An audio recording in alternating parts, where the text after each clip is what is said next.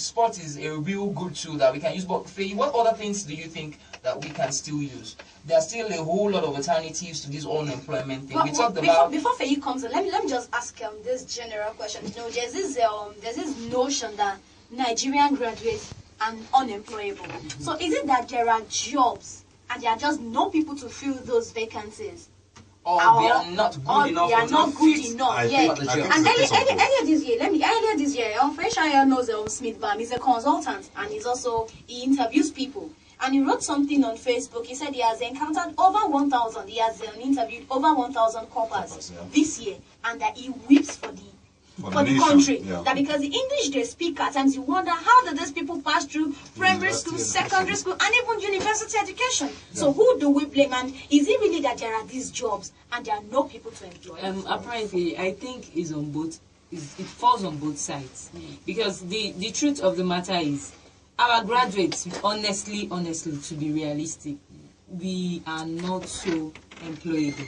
Okay. In the sense that we limit ourselves to university level alone. We don't go extra mile. For you to find a Nigerian googling and finding out more things on his or her courses that he has learned in school. Right. For instance, I studied economics and development studies in school.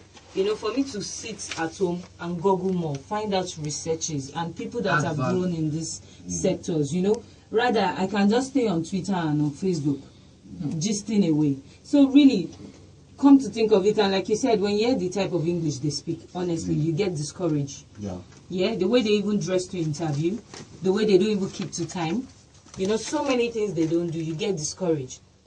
Then as well, you can't really blame the graduates as well. You also blame the government. Because it's not as if the jobs are there. Because in a situation whereby, look, for instance, in Nigeria now, assuming we have quite a number of jobs for people to do, and yet we don't have the graduates, we would have known that, okay, this is the issue, and we are solving the issue. But apparently, there is no job, and as well, the many graduates available are not also employable. So it's on both sides. I think I like that. I think it's on both sides. So the Nigerian youth should adequately prepare for life. Of course.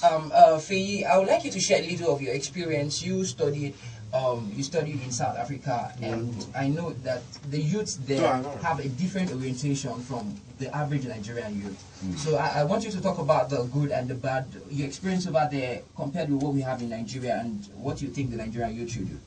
The South African economy is quite big in terms of the fact that they've got most of their infrastructure and most of their systems working perfectly fine.